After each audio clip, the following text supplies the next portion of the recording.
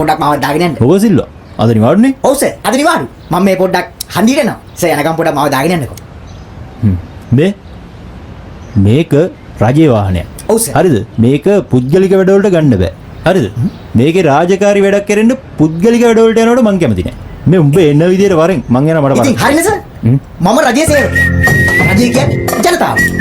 Sir මගේ අද නිවාඩු දවසේ. ඒ කියන්නේ මම සාමාන්‍ය ජනතාව බවට පත් වෙලා ඉවරයි. සර් ඉතින් සාමාන්‍ය ජනතාවගෙන් කෙනෙක් කියලා හිතලා යන ගමන් මාව දාගෙන යන්න. අනිත් එක ඉතින් මාව දාගෙන ගියා කියලා රජයට පාඩුවක් වෙන්නේ නැහැ නේ සර්. යක් මාව දාගෙන යන්න සර්. මේ මම නගින්න. සිල්වා ඒ වුණාට ඔබ අද නිවාඩුනේ. මං කැමති නෑ මේ වගේ වැඩ කරන්න. උඹ එන විදියට වරෙන්. ඒ වුණාට සර් මං කියන්නේ මාව ගිහලා දාන්න කියලා නෙමෙයි. සර් යන ගමන් මාව ඩ්‍රොප් කරන්න. හලාගෙන යන්න. ඕන්න මම යන ගමන් පයින්න. යස් සර්. මේ පොඩ වරෙන්කෝ. පොඩ වරෙන්කෝ. උඹ හොඳ කොල්ලනේ බං. හරිද? උඹ අද නිවාඩුනේ. ඔව් සර්. උඹ මෙහෙම කරපන්. හරිද? හා සර්. උඹ හොඳ එකා වගේ මේ ට්‍රීවිල් එක වරෙන්. නෑ ට්‍රීවිල් එක වරෙන්. හරිද? හරි සර්. අදට විතර ට්‍රීවිල් එක වරෙන්. හරි සර්, හරිද? කමන්නේ. මම අනිවාර්යෙන් හෙට ඉඳන් උඹව දාගෙන යනවා.